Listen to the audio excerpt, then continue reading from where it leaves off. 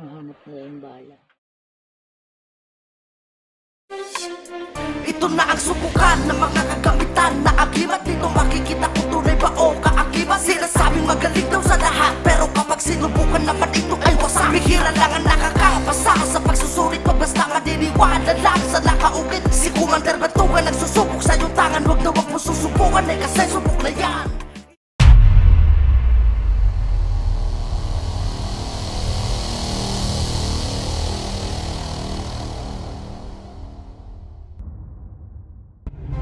So magandang araw mga panalig, no? Papunta kami ngayon sa Banahaw. At meron kaming pupuntahan na pinapalimusan na luno.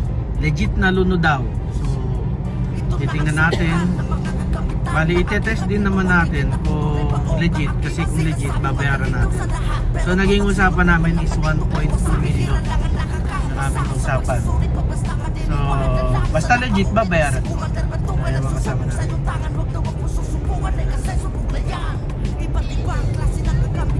So hintayin na natin. Nasa na kami, parting ano na to?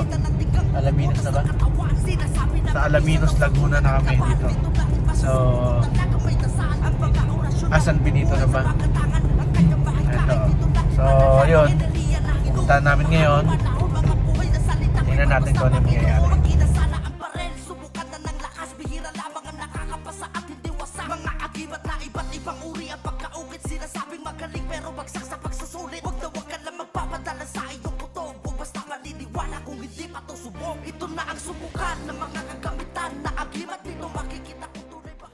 Okay, so mga kapanalig, nandito tayo ngayon sa Banahaw. So pinuntahan ko yung sinasabi na luno na binibenta sa akin ng 1.2 million. Dala ko yung pera na 1.2 million.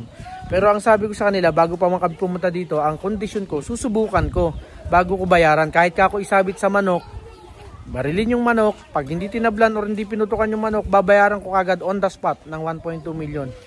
Pero pagka ayun, nagdalawang isip, biglang umatras, isipin nyo po gaano kalayo yung biniyahe ko para lang mapuntahan yan at bayaran. Tapos ganyan, wala sa ayos kausap pagka ganon. So wala, ayoko na talagang pumunta sa mga ganyan. Last na to, hindi na. Kung meron gusto magpalimos, kayo na lang pumunta sa akin, ayoko na. So yun lang.